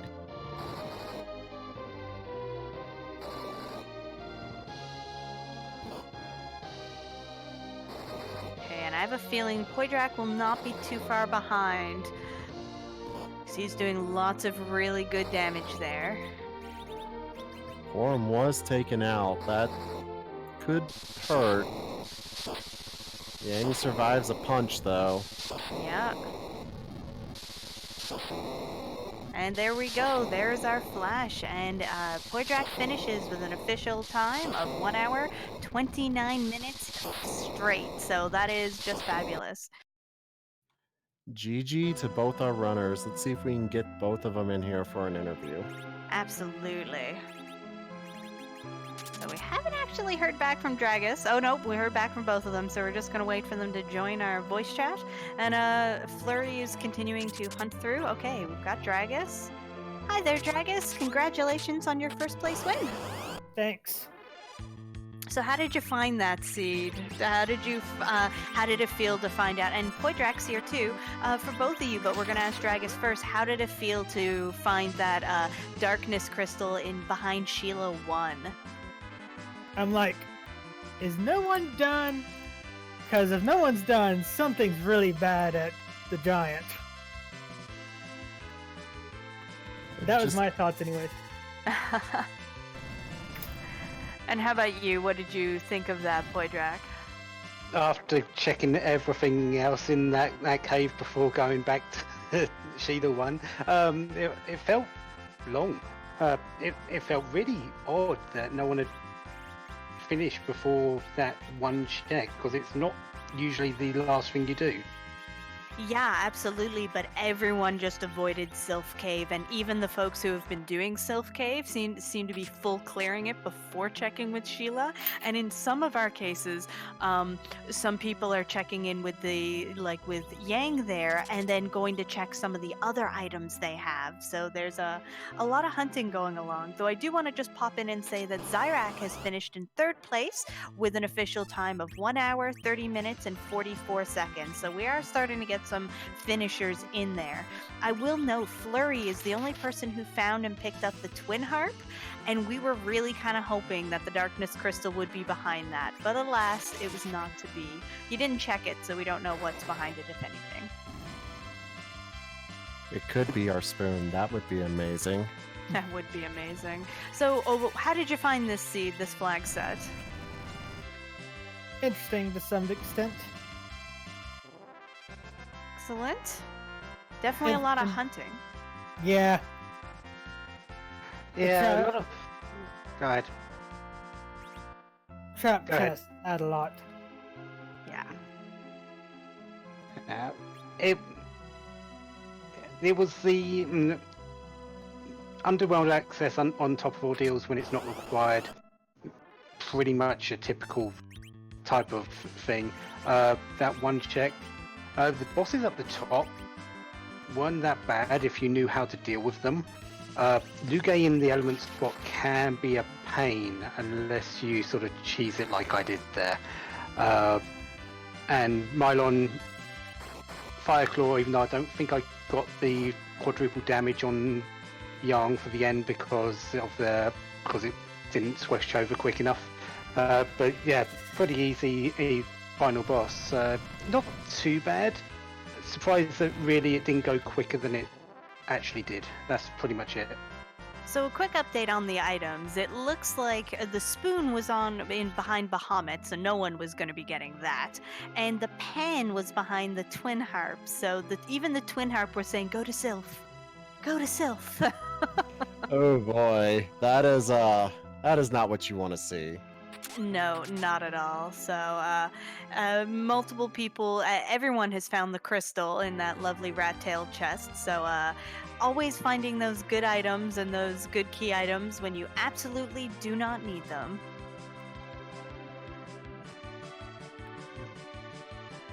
Excellent. Well, anything else that either of you want to say before signing off? No, I not think- really. Yeah, I think my team sort of lived up to their assumed names today.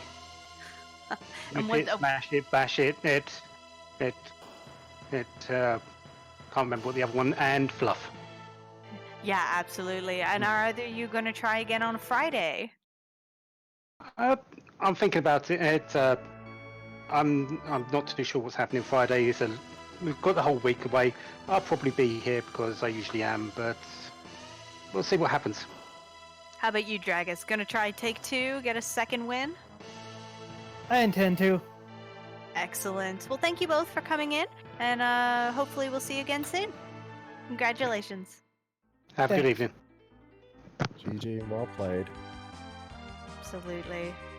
So it looks like while we were doing those interviews, Flurry did go check Sheila 1 and get his Darkness Crystal, and Kinda Nerdy Housewife has finished Zot, and so hopefully we'll be going also to check Sheila, so we'll see. Very much the case. We did see Nerdy Housewife set up the Sheila 1, so would be a good idea, but looks like gonna go take on that Odin spot first. Ooh, and that didn't seem to come up anywhere, so that is not going to be great. Definitely not looking for that. There's no key item there, we know from the spoiler log that came up at the end.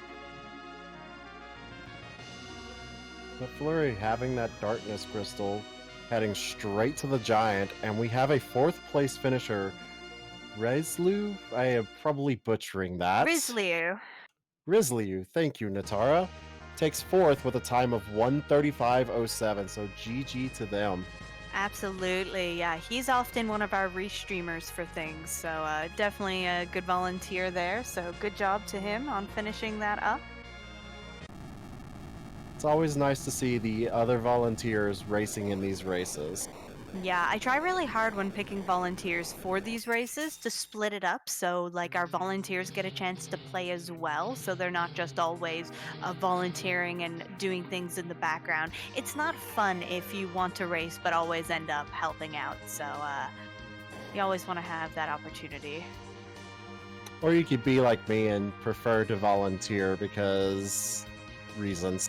Listen, if you prefer to volunteer, we will always happily get you in there. However, we don't want to force anyone to do that if they want to race. So we want to spread out those opportunities. Now, Flurry is in the Giant, and I dare say will not do too bad.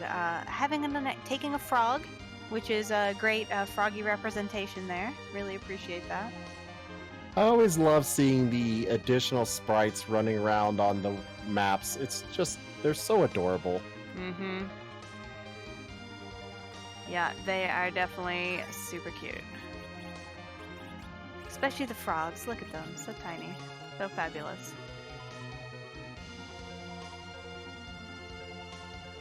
But with his setup, he should have no trouble with this Luge fight and, of course, the Mylon fight afterwards. And we see that King Queen Eblon is at that Odin spot. Normally this would be really, really free because you wait for them to cast 3 spells and then they kill themselves. But this time you have to actually kill them. Yep.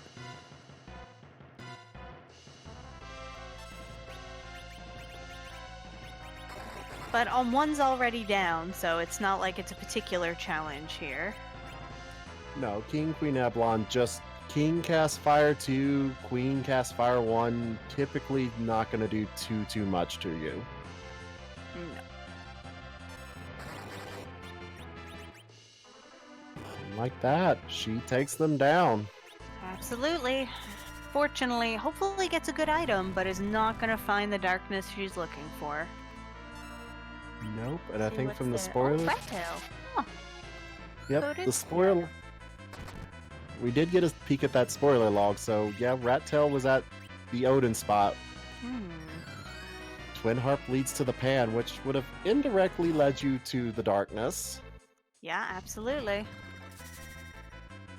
And no one is going to have the amazing spoonwork tonight. Sadness. And tears.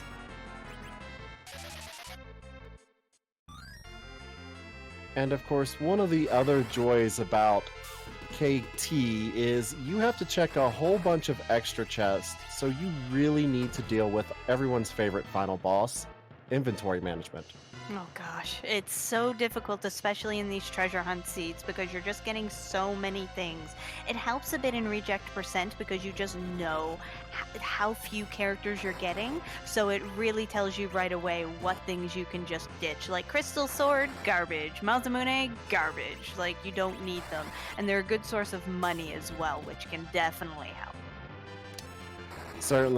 Certainly true. You can sell a lot of those items for some good money, pick up some of those J items that will help you through some of the more nasty bosses, but thankfully the few nasty bosses we saw were in relatively easy spots, and then the nasty spots typically had pretty simple bosses to take on. Absolutely. Hey, looks like, well, with the rat tail and the pink tail, looks like Kinda Nerdy Housewife is gonna go and turn those in, as she does have the hook, so that's smart. She will get an adamant and whatever the rat tail has. And hopefully with her being that close to Fabul, she'll go and check that as well. Can only hope. Certainly hope she heads there after these tail chests. And Flurry is on second phase of Dr. Luge. The explode hit the middle Rydia, so she was dead at the start of this fight. Ugh. Not fun. And as you can see, that laser doing 5,000 damage to Rydia. You really need to get that HP down on him quickly. Oh, a glass hat. Well, that's a good hat. It looks pretty. Yep.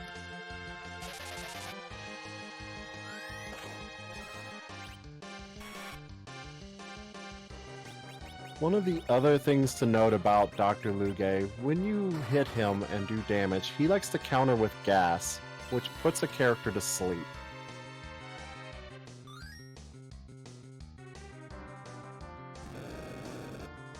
Yang with a Thunder Claw equipped, doing a casual quad 9s to Luge.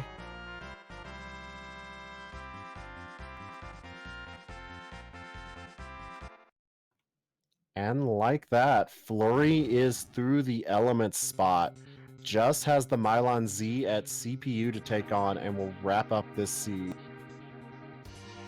Excellent, and with how quick he took out the Luges there, Mylon Z is just not going to present an issue at all. And Nerdy Housewife on the right track, heading up to check this Sheila 1.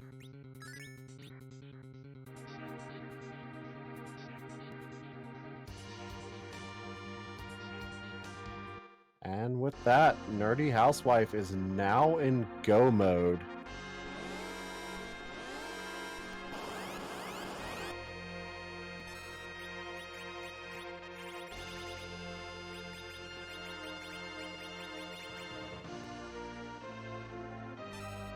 Flurry 14 now into the Mylon Z, gonna get that Fire Claw equipped onto Yang.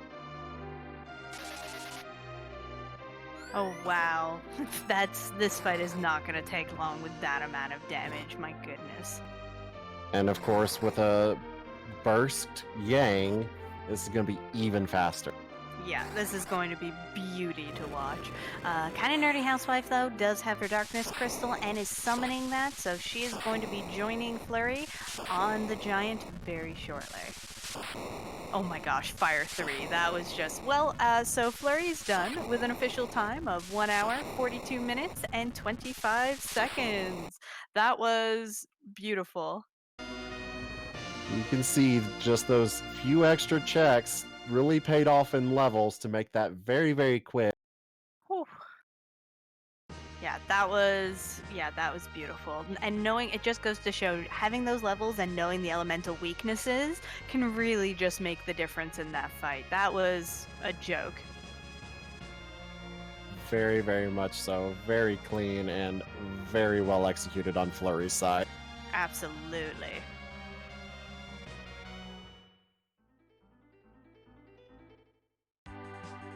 Nerdy Housewife going just to the slightly wrong spot to go to the giant, maybe wanting to get some items from Mysidia or do a little bit of shopping.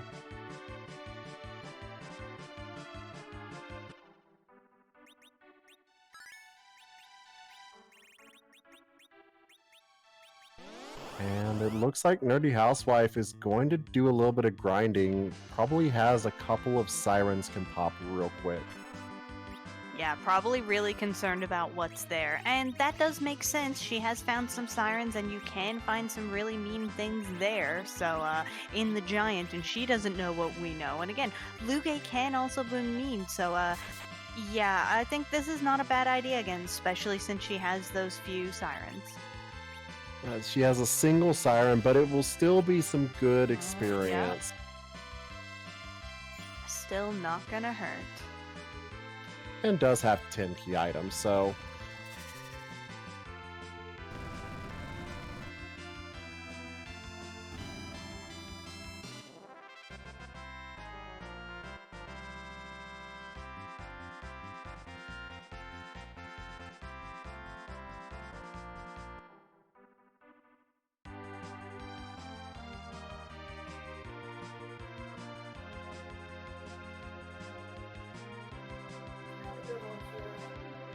And Welcome. Oh.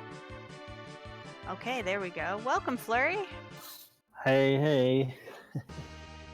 So how did you find that seed? Oh boy. I guess you know you've probably done too much when you learn float naturally with form, huh?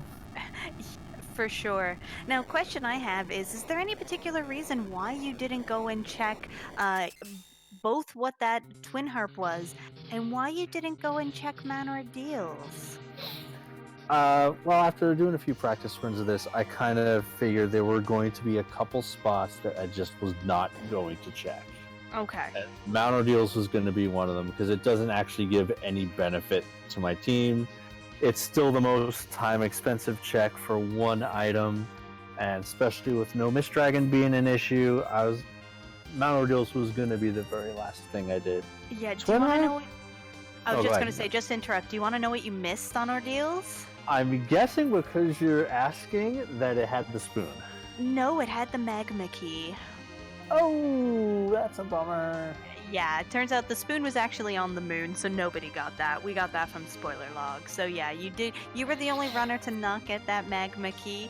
So, but you were also the only runner to get the twin harp. So for a while, we really did expect you to go and check it, but it was lucky in the end that you didn't, because it had the pan, we found out. Yeah, I considered it. If Zot didn't give me anything, I was going to go back into the Twin Harp and check it out. I was worried that Magma Key might have had, Ordeals. Ordeals might have had the Magma Key. But I kind of figured if that was the case, I was just going to lose a lot of time. And I know Twin Harp being hooked would have been an option, but if everybody else has not gotten Magma Key and didn't check Sheila 1 and they're kind of looking for content, they would have gotten the hook by then. So not as big a deal. I mean, it didn't work out for me, but but I did clear like everything pretty much except Odin, Ordeals, and Twin Harp. So Yeah, very true. That's just kind of the nature of the KT, is sometimes you just don't check the really simple ones, just a lot of check. yeah, with KT you're kind of more incentivized to go wherever there are blocks of key items, and it makes, spots where there's going to be just one, just not something you want to do. It's kind of like, am I going to do Sheila 1 early? No, I'm going to wait until I get some kind of AoE and I can handle the fights there. So You know, Makes so it total goes. sense. Total sense. Great. Well, any comments on this seed before we finish up? No, not much. Appreciate it. We'll look forward to getting my revenge on Friday, but otherwise, thanks for taking the time to do commentary and restreaming. And I'll see you guys around. Of course. Well, thank you so much. GG and see you next time. All right, see you next time. And Okay. while we were in that interview, Nerdy Housewife is now into her Dr. Luge fight.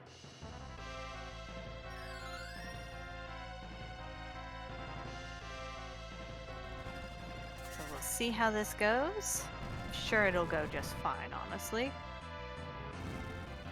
Has some decent levels on the Yang and the Sid. Rydia has Titan as a backup, can always cast Sylph.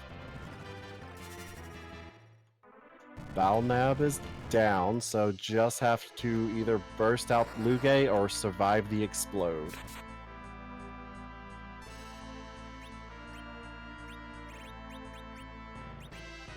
Perhaps even a bit of both.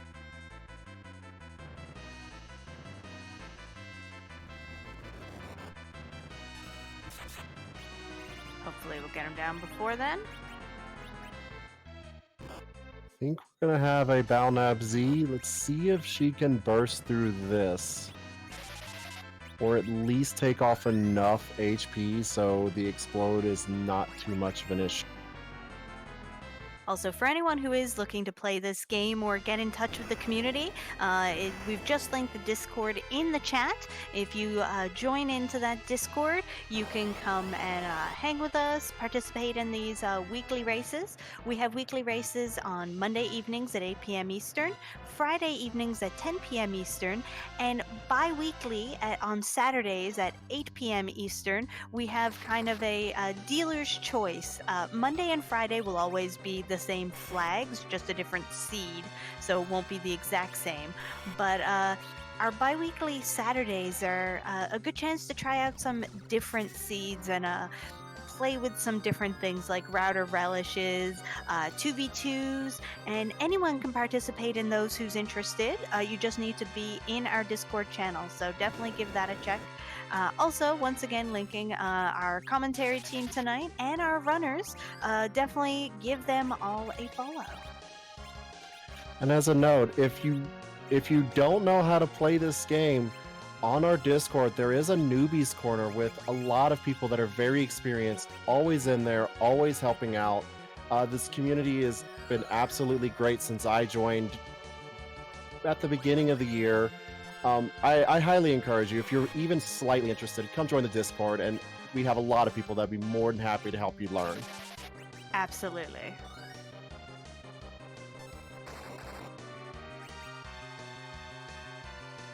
And it kind of nerdy housewife getting back up on her feet for this Dr. Luge Part 2. Thunderclaw Yang doing pretty solid damage, so shouldn't have too much trouble. Though the laser doing 6,000. The laser is the big scary part of this fight. It is. You need to be ready to take care of the damage that it's going to do, and unless you have a lot of HP, you, especially in this spot, it's just going to one-shot kill, so you have to have someone ready to life them up. Or as we saw Poidrak do, making use of Reflect to prevent the damage from it. That is another way you can handle that laser. Absolutely.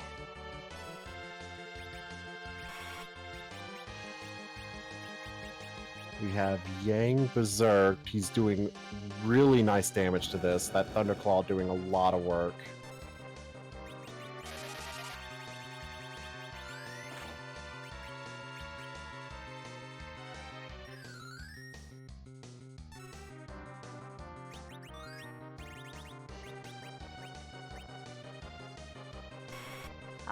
It's so nice giving you that heal. Dr. Luge, he wants a fair fight. He's going to poison your team, put them to sleep, and then heal you. Yep.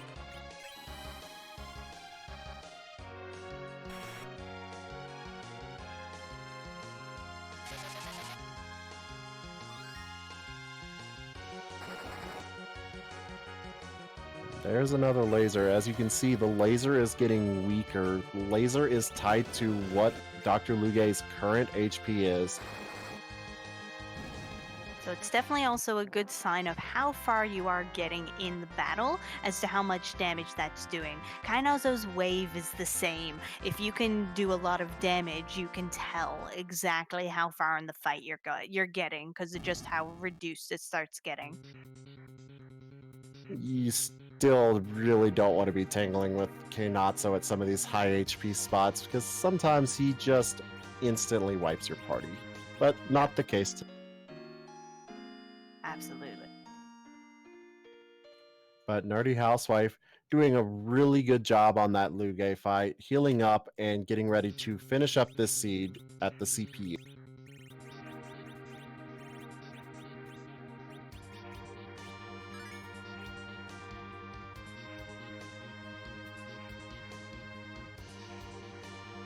Ooh, she forgot to equip the adamant armor for that fight. That probably cost her a little bit of time.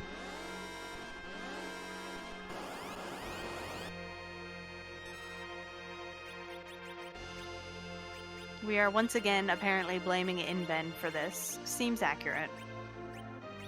After all, Invin was our restreamer tonight and was the one to roll this lovely, lovely you want to go check Sheila 1 right away. Yeah. Wow, look at that damage already on Mylon Z. Yeah, this is again not going to be a long fight. No, Yang with a Fire Claw gonna do a lot of work to this fight.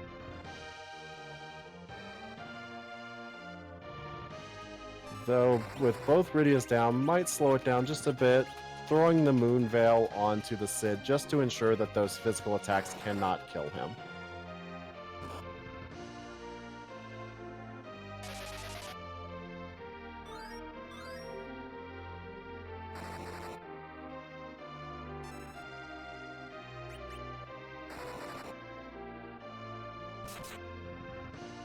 And we do have a bot error, but I can confirm that BG Rich finished. So that's great. And we just got the flash, and Kinda Nerdy Housewife has also finished. Can't give you a final time, but we can confirm that they have both finished. So bot, please. Yeah, the bot's being grumpy. So GG to that. 1 second. It looks like BG Rich will take 6th place and Nerdy Housewife takes 7th. Yeah, we did have one forfeit.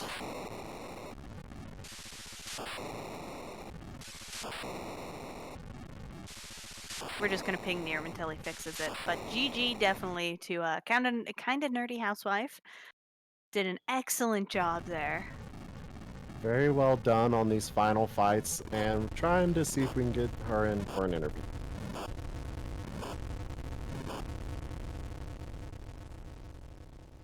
Yeah, she's definitely gonna come in. I gotta say, whenever I'm helping out with these flags, I'm always like, am I wrong to volunteer this time? Was this a seed I really wanted to run? And you know what? I'm definitely happy I volunteered this time. I'm not sad I didn't have to run that mess.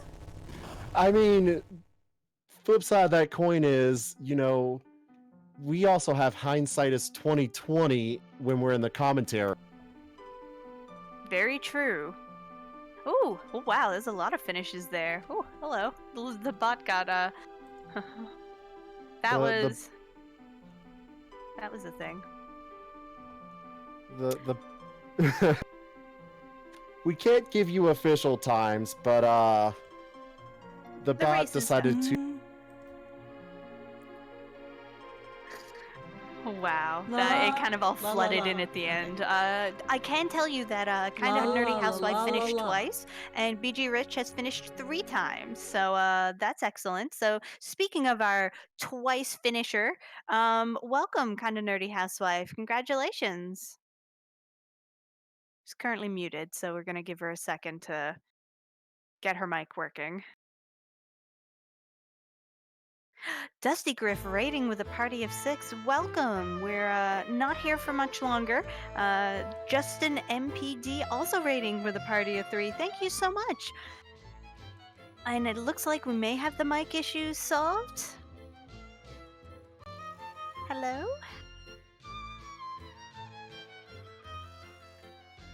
You with us? Oh, I think I finally got it. Yeah, I hear you now. Awesome. Congratulations. Good Woohoo, job on mics on are your- confusing. on your finish times 2, Thank you. according to the bot. So what did you think of that, Seed? Did you have fun with that particular flag set? Yeah, that was like super fun. I like that one. I would definitely do that one again. Ah, well, lucky for you, we are doing it again on Friday at 10 p.m. if you want to join us again. Yeah. Yeah. Unfortunately, that's too late for me, but It is for me as well, but I like the fact we've got 2 takes on that. So what was your overall opinion on that? Like, what do you think you would do, would do differently if you were to play that again, say, on Friday? I'd probably wait a little longer to check Castle Eblin because that takes more time than I remember. I would remember to equip the adamant armor before the elements fight. That would be good. You did really good considering you didn't have the adamant on. Yeah, it's those elemental claws. I think a lot of people underestimate those elemental claws with Yang. He was doing the work there.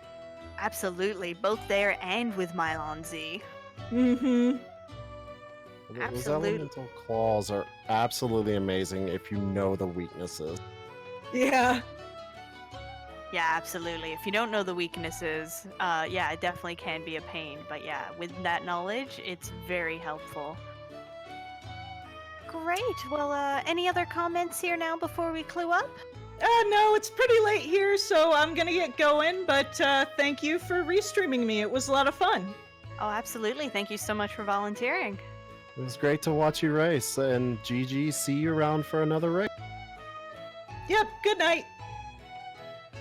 Perfect. And it looks like we're going to go raid Randomania, where I don't know exactly what's going on, but our own Fred Coughlin is racing there. So we're definitely going to go and cheer him on. Any last comments from you, Val, on this seed before we clue it up? It's always interesting to see these giant percents because it's very, very different from killing the Zeromus. And I was glad I wasn't racing because KT just sometimes that happens. Absolutely, absolutely. And like I say, sometimes those treasure hunts can be really fun, and sometimes they can be absolutely frustrating. So I definitely get that, and definitely glad I got to watch that. Lots of interesting pathing there that was possible. But with that, we are gonna go to Randomania, where we're gonna watch Fred run Zelda 1 randomizer. So as he is one of the programmers for that, he's going to do an excellent job. So make sure to follow everyone. Thanks so much for coming out, and we will see you again on one of the Randomania channels on Friday at 10 p.m. Good night, everybody. See you next time.